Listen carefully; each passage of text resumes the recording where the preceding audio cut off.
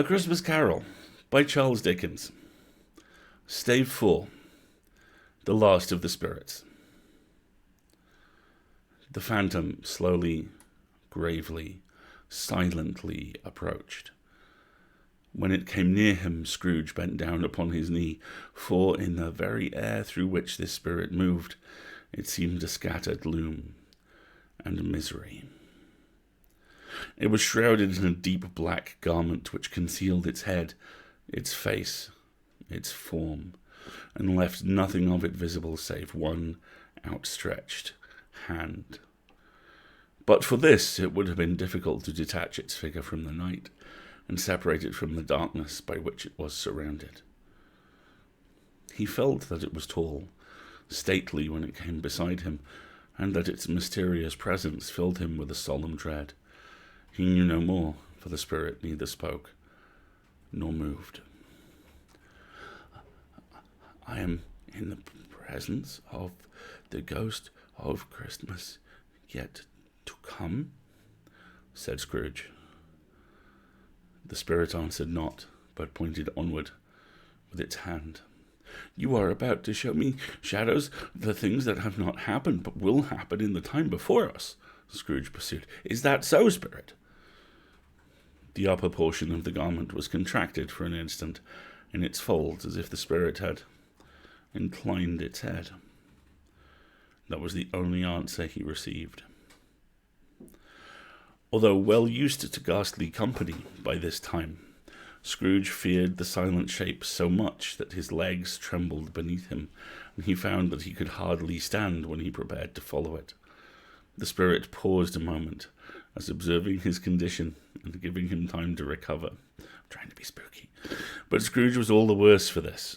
It thrilled him with a vague, uncertain horror. I'm sorry. I totally disrupted it, but I had to try. As Compost Witches so eloquently put it. Ooh. It was very Powerpuff Girls, I admit. It turned out a little bit too Powerpuff Girls. Sorry, folks. But that's just another costume. Make a note. Okay. Anyway, although well used to ghostly company by this time, Scrooge feared the silent shape so much that his legs trembled beneath him, and he found he could hardly stand when he prepared to follow it. The spirit paused a moment as, observing his condition, and giving him time to recover.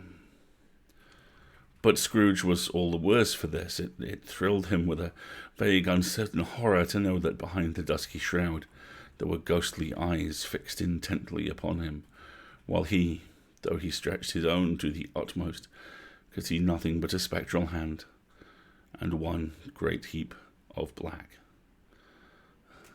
"Ghost of the future," he exclaimed, "I fear you more than any spectre I have seen, but as I know your purpose is to do me good, and as I hope to live to be another man from what I was, I am prepared to bear your company and do it with a thankful heart. Will you not speak to me?"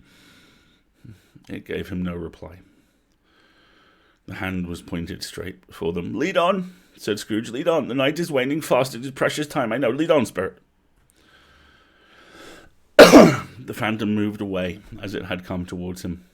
Scrooge followed in the shadow of its dress, which bore him up, he thought, and carried him along. They scarcely seemed to enter the city, for the city rather seemed to spring up about them and encompass them of its own act, but there they were, in the heart of it, on the exchange amongst the merchants, who hurried up and down and chinked the money in their pockets, and conversed in groups, and looked at their watches, and trifled thoughtfully with their great cold seals, and so forth, as Scrooge had often seen them do. The spirit stopped beside one little knot of businessmen, observing that the hand was pointed to them. Scrooge advanced to listen to their talk. "No," said a great fat man with a monstrous chin. "No, I don't much about it either way. I only know he's dead." "When did he die?" inquired another. "Last night, I believe." "Why, what was the matter with him?" asked a third, taking a vast quantity of snuff out of a very large snuff-box. "Thought he'd never die." "God knows," said the first with a yawn. "What has he done with his money?" asked a red-faced gentleman with a pendulous excrescence on the end of his nose that shook like the gills of a turkey cock. I haven't heard, said the man with the large chin, yawning again. Left it to his company, perhaps. I'd left it to me, that's for sure. The pleasantry was received with a general laugh. It's likely to be a very cheap funeral, said the same speaker. For upon my life, I don't know of anybody to go to it. Suppose we make up a party? Volunteer? I don't mind going if a lunch is provided, observed the gentleman with the excrescence on his nose, but I must be fed if I make one. Another laugh. Well, I am the most disinterested among you after all, said the first speaker, for I never wear black gloves and I never eat lunch, but I'll offer to go if anybody else will. When I come to think of it, I'm not at all sure that I wasn't his most particular friend, for we used to stop and speak whenever we met. Bye-bye. Speakers and listeners strolled away and mixed with other groups. Scrooge knew the men and looked towards the spirit for an explanation. The phantom glided onto a street. Its finger pointed to two persons meeting. Scrooge listened again, thinking that the explanation might lie here.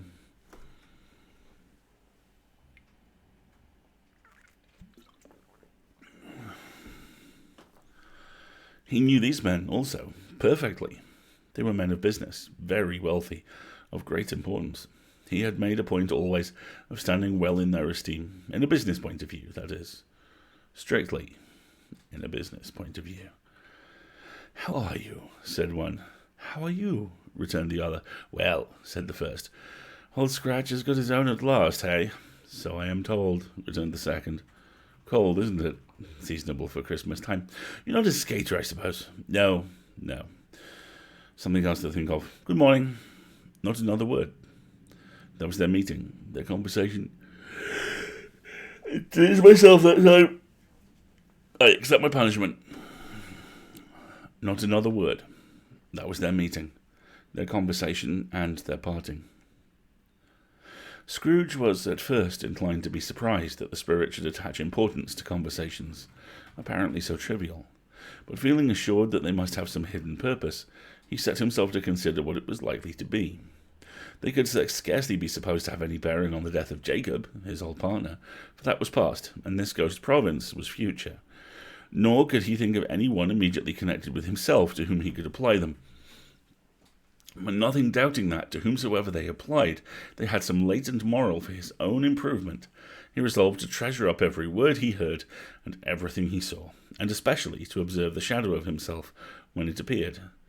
For he had an expectation that the conduct of his future self would give him the clue he missed, and would render the solution of these riddles easy.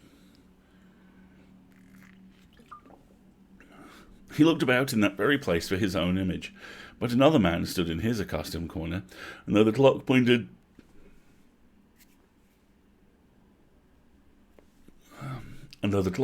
to his usual time of day for being there, he saw no likeness of himself among the multitudes that poured in through the porch.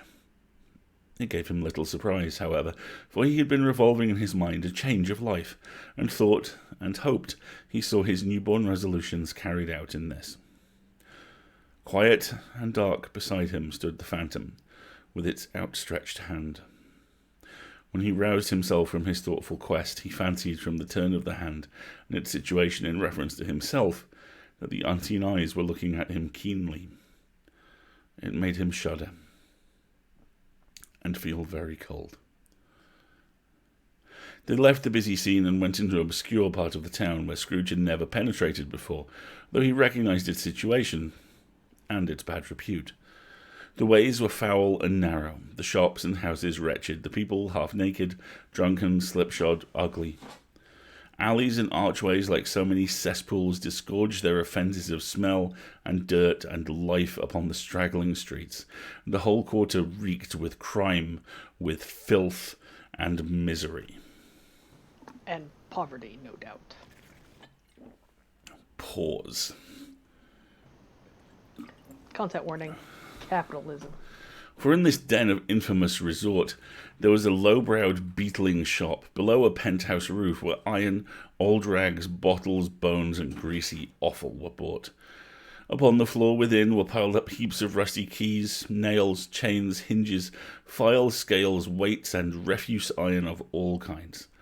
Secrets that few would like to scrutinize were bred and hidden in mountains of unseemly rags, masses of corrupted fat, and sepulchres of bone. Sitting in among the wares he dealt in by a charcoal stove made of old bricks was a grey-haired rascal nearly 70 years of age, who had screened himself from the cold air without by a frowsy curtaining of miscellaneous tatters hung upon a line, and smoked his pipe in all the luxury of calm retirement. Scrooge and the Phantom came into the presence of this man, just as a woman with a heavy bundle slunk into the shop, but she had scarcely entered when another woman, similarly laden, came in too.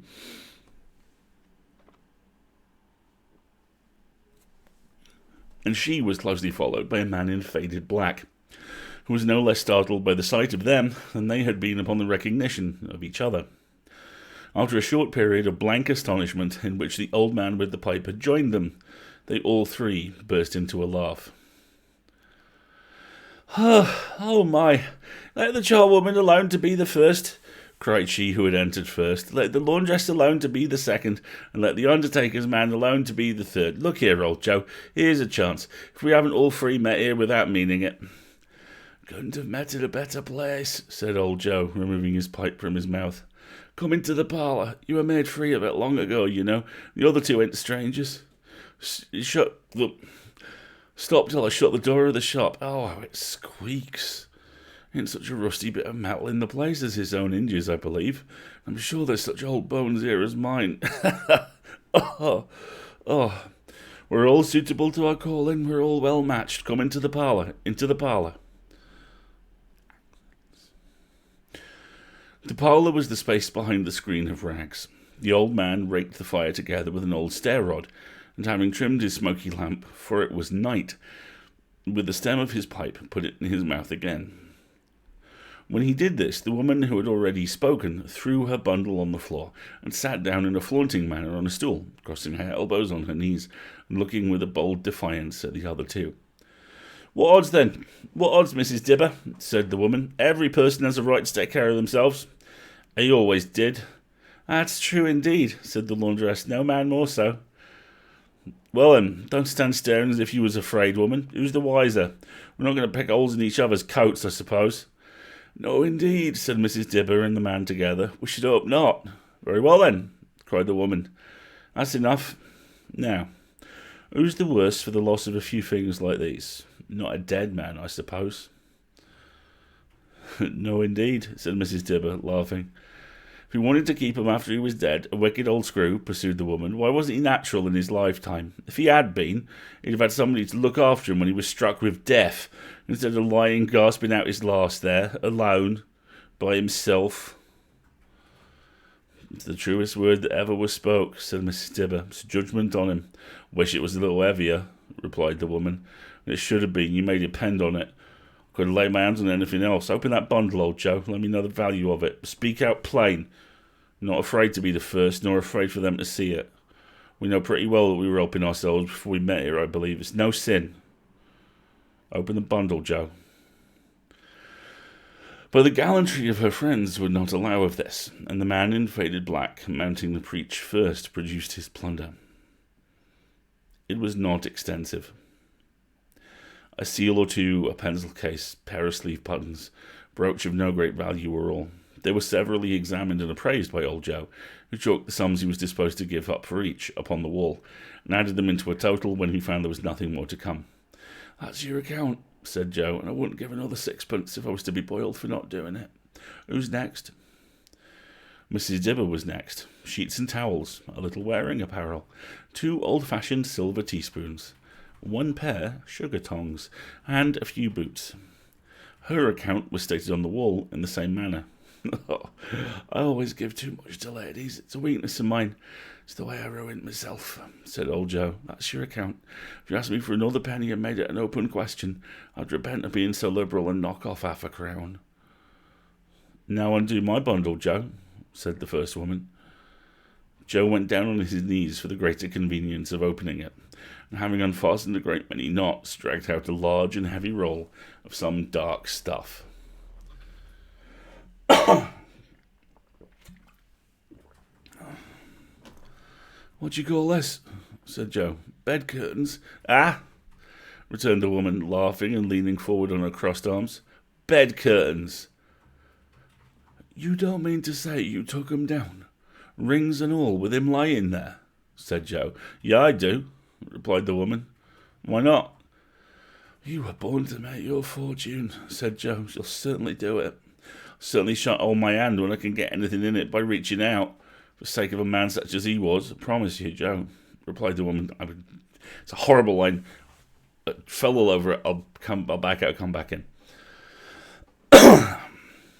"I certainly shan't hold my hand when I can get anything in it by reaching it out, for the sake of such a man as he was. I promise you, Joe," returned the woman coolly. "Don't drop that oil upon the blankets now." "His blankets?" asked Joe. "Who else do you think?" replied the woman. "He isn't likely to take cold without him, I dare say." "Hope he didn't die of anything catching, eh?" said old Joe, stopping in his work and looking up. "Don't you be afraid of that," returned the woman. "I ain't so fond of his company that I'd loiter about him for such things if he did. You may look through that shirt till your eyes ache, but you won't find a hole in it nor a threadbare place. It's the best he had, a fine one too. They'd have wasted it if it hadn't been for me." "What do you call wasting of it?" asked old Joe. "Putting it on him to be buried in," replied the woman with a laugh. "Somebody was fool enough to do it, but I took it off again. If calico ain't good enough for such a purpose, it ain't good enough for anything. It's quite as becoming to the body. Can't look uglier than he did in that one." Scrooge listened to this dialogue in horror. As they sat grouped about their spoil in the scanty light afforded by the old man's light, he viewed them with he viewed them with a detestation and disgust which could hardly have been greater, though they had been obscene demons marketing the corpse itself. Laughed that same woman when old Joe produced a flannel bag with money in it, told out their several gains upon the ground. "This is the end of it, you see. He frightened everyone away from him when he was alive, to profit us when he was dead." "Spirit," said Scrooge, shuddering from head to foot, I see the case of this unhappy man might be my own. My life tends that way now. Merciful heaven, what is this?" He recoiled in terror, for the scene had changed, and now he almost touched a bed, a bare, uncurtained bed, on which, beneath a ragged sheet, there lay something covered up, which, though it was dumb, announced itself in awful language. The room was very dark, too dark to be observed with any accuracy, though Scrooge glanced round it in obedience to a secret impulse, anxious to know what kind of room it was. A pale light rising in the outer air fell straight upon the bed, and on it, plundered and bereft, unwatched, unwept, uncared for, was the body of this man. Scrooge glanced towards the phantom. Its steady hand was pointed to the head. The cover was so carelessly adjusted that the slightest raising of it, the motion of a finger upon Scrooge's part, would have disclosed the face. He thought of it, felt how easy it would be to do, longed to do it, but had no more power to withdraw the veil than to dismiss the spectre at his side.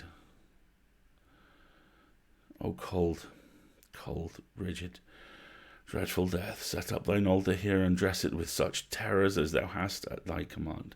For this is thy dominion. But of the loved, revered, and honoured head, thou canst not turn one hair to thy dread purposes, or make one feature odious. It is not that the hand is heavy and will fall down when released.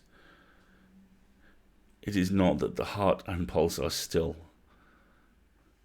but that the hand was open, generous, and true. The heart brave, warm, and tender, and the pulse a man's.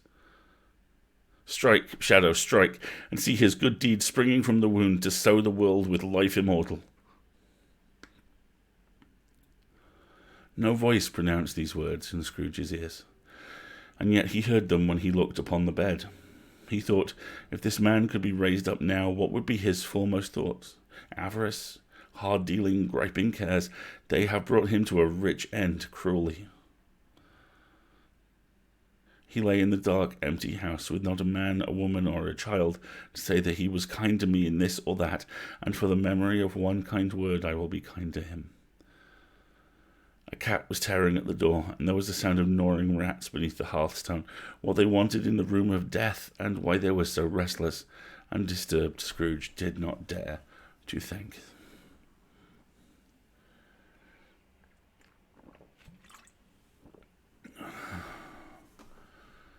Spirit, he said, this is a fearful place. In leaving it, I shall not leave its lesson. Trust me, please let us go. Still, the ghost pointed with an unmoved finger to the head. I understand you, Scrooge returned, and I would do it if I could, but I have not the power. Spirit, I have not the power. Again it seemed to look upon him.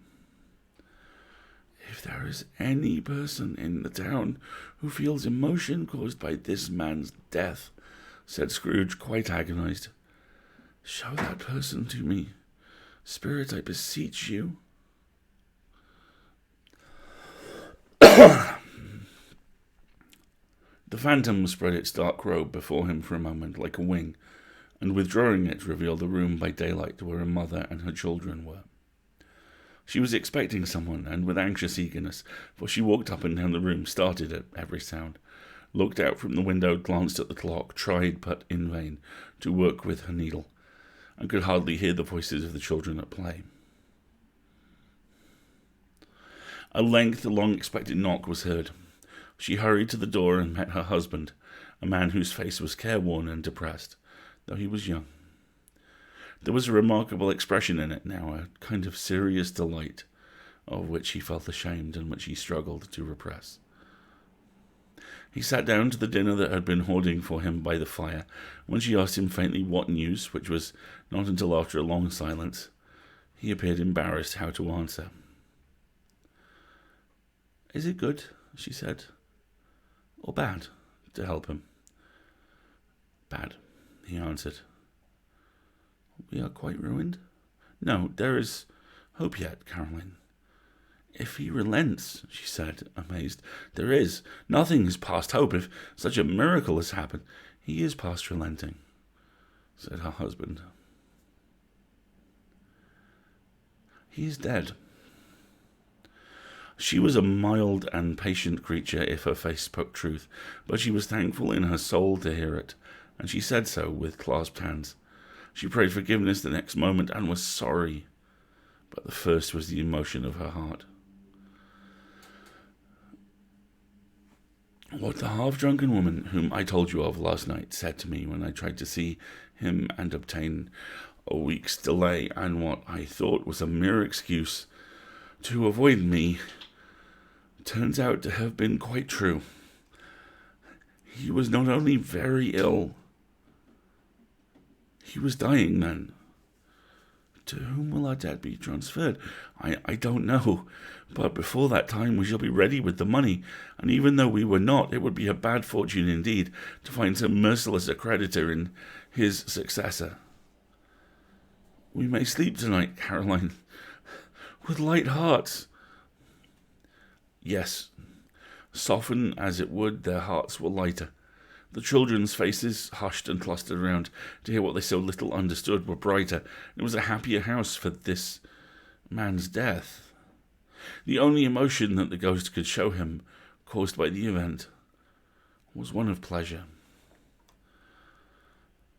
Let me see some tenderness connected with the death, said Scrooge, or that dark chamber spirit which we left just now will forever be present to me. The ghost conducted him through several streets familiar to his feet, and as they went along, Scrooge looked here and there to find himself, but nowhere was he to be seen. They entered poor Bob Cratchit's house, the dwelling he had visited before, and found the mother and the children seated around the fire. Quiet. Very quiet. The noisy little Cratchits were all as still as statues in one corner, and sat looking up at Peter, who had a book before him. The mother and her daughters were engaged in sewing, but surely they were quiet.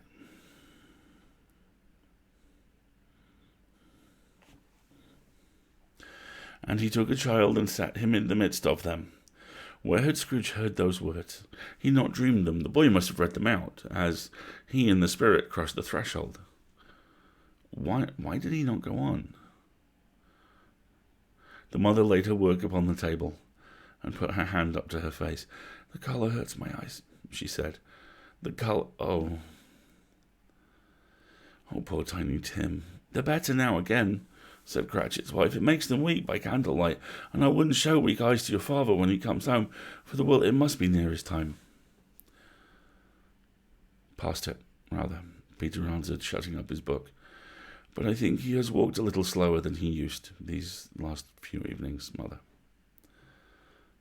They were very quiet again. At last she said, and in a steady, cheerful voice that only faltered once, I have known him walk with Tiny Tim upon his shoulder very fast indeed." "So have I," cried Peter, "often." "And so have I," exclaimed another. "So had all. But he was so very light to carry," she resumed, intent upon her work, "and his father loved him so, that it was no trouble. There is your father at the door." She hurried out to meet him, and little Bob in his comforter, he had need of it, poor fellow, came in. His tea was ready for him on the hob, and they all tried who should help him to it the most. Then the two young Cratchits got upon his knees and laid each child a little cheek against his face, as if they said, "Don't mind it, father. Don't be grieved." Bob was very cheerful with them, and spoke pleasantly to all the family. He looked at the work upon the table. He praised the industry and speed of Mrs. Cratchit and the girls. They would be done long before Sunday, he said. "Sunday? You went today then, Robert?" said his wife. "Yes, my dear," returned Bob. "I wish you could have gone. It would have done you good to see how green a place it is. But you'll see it often. I promised him I would walk there on a Sunday. My little child. My little child." He broke down all at once. Couldn't help it. If he could have helped it, he and his child would have been farther apart, perhaps, than they were. He left the room, went upstairs into the room above, which was lighted cheerfully and hung with Christmas. There was a chair set close beside the child, and there were signs of someone having been there lately. Poor Bob sat down in it. When he thought he had a little and composed himself, he kissed the little face. He was reconciled to what had happened and went down again, quite happy. They drew about the fire and talked, the girls and mother working still. Bob told them of the extraordinary kindness of Mr. Scrooge's nephew, whom he had scarcely seen but once, and who, meeting him in the street that day and seeing that he looked just a little down, said Bob, inquired what had happened to distress him. "On which," said Bob, for he is the pleasantest spoken gentleman you ever heard, I told him, "I am heartily sorry for it, Mr. Cratchit," he said, "and heartily sorry for your good wife. By the by, how he ever knew that, I don't know." "You what, my dear?" "Why, that you are a good wife," replied Bob. "Everybody knows that," said Peter. "Very well observed, my boy," cried Bob. "I hope they do. Heartily sorry," he said, "for your good wife. If I can be of service to you in any way," he said, giving me his card, "that's where I live. Pray come to me." "Now, it wasn't," cried Bob, "for the sake of anything he might be able to do for us, so much as for his kind way, that this was quite delightful. Really seemed as if he had known our Tim, felt with us." "I'm sure he's a good soul," said Mrs. Cratchit. "You would be surer of it, my dear, if you saw her and spoke to him. I shouldn't be at all surprised. Mark what I say, if he got Peter a better situation." "Only hear that, Peter," said Mrs. Cratchit. "And then," cried one of the girls, "Peter will be keeping company with someone and setting up for himself." "Get along with you," Peter retorted, grinning. "It's just as likely as not," said Bob. "One of these days, though there's plenty of time for that, my dear. But however and whenever we part from one another, I am sure we shall none of us forget poor Tim, shall we, or this first parting that there was among us." "Never, father," cried they all. "And I know," said Bob, "I know, my dears, that when we recollect how patient and how mild he was, though he was a little child, we shall not quarrel easily among ourselves, and forget poor Tiny Tim in doing it." "No, never, father," they all cried again. "I am very happy," said Bob. "I'm very happy." Mrs. Cratchit kissed him, his daughters kissed him, the 2 young Cratchits kissed him, and Peter and himself shook hands. Spirit of Tiny Tim, thy childish essence was from God. Spectre, said Scrooge, something informs me that our parting moment is at hand. I know it, but I know not how. Tell me what man that was whom we saw lying dead. The ghost of Christmas yet to come conveyed him as before, though at a different time, he thought. Indeed, there seemed no order in these latter visions, save that they were in the future, into the resorts of businessmen, but showed him not himself. Indeed, the spirit did not stay for anything, but went straight on, as to the end just now desired, until besought by Scrooge to tarry for a moment. This court, said Scrooge, through which we hurry now, is where my place of occupation is, and has been for a length of time. I see the house. Let me behold what I shall be in days to come. The spirit stopped. The hand was pointed elsewhere. The house is yonder. Scrooge exclaimed. Why do you point away? The inexorable finger underwent no change. Scrooge hastened to the window of his office and looked in. It was an office still, but not his. The furniture was not the same, and the figure in the chair was not himself. The phantom pointed, as before.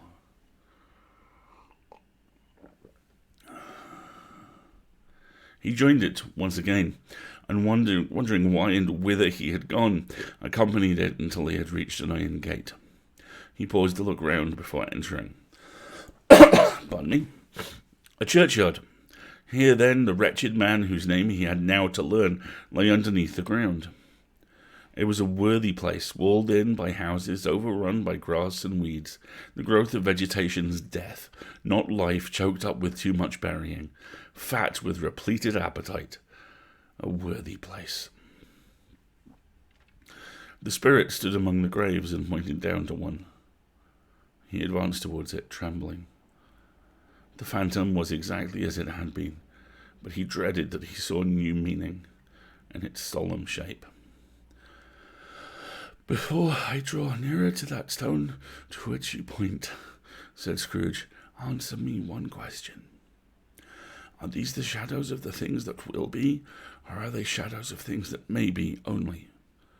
Still the ghost pointed downward to the grave by which it stood. Men's courses will foreshadow certain ends, to which, if persevered in, they must lead, said Scrooge. But if the courses be departed from, the ends will change. Say it is thus with what you show me. The spirit was immovable as ever. Scrooge crept towards it, trembling as he went, and following the finger, read upon the stone of the neglected grave his own name. Ebenezer Scrooge. Am I that man who lay upon the bed? He cried upon his knees. The finger pointed from the grave to him and back again. No, spirit, no! The spirit was still there. Spirit, he cried, tight clutching at its robe, hear me. I am not the man I was. I will not be the man I must have been but for this intercourse. Why show me this if I am past all hope? For the first time, the hand appeared to shake. Good spirit, he pursued, as down upon the ground he fell before it. Your nature intercedes from me. It pities me. Assure me that I yet may change these shadows you have shown me by an altered life. The kind hand trembled. I will honour Christmas in my heart. I keep it all the year. I will live in the past, the present, and the future. The spirits of all three shall strive within me. I will not shut out the lessons that they teach. Oh, tell me I may sponge away the writing on this stone. In his agony he caught the spectral hand. It sought to free itself, but he was strong in his entreaty and detained it. The spirit, stronger yet, repulsed him. Holding up his hands in a last prayer to have his fate reversed, he saw an alteration in the phantom's hood and dress. It shrunk, collapsed, and dwindled down into a bedpost.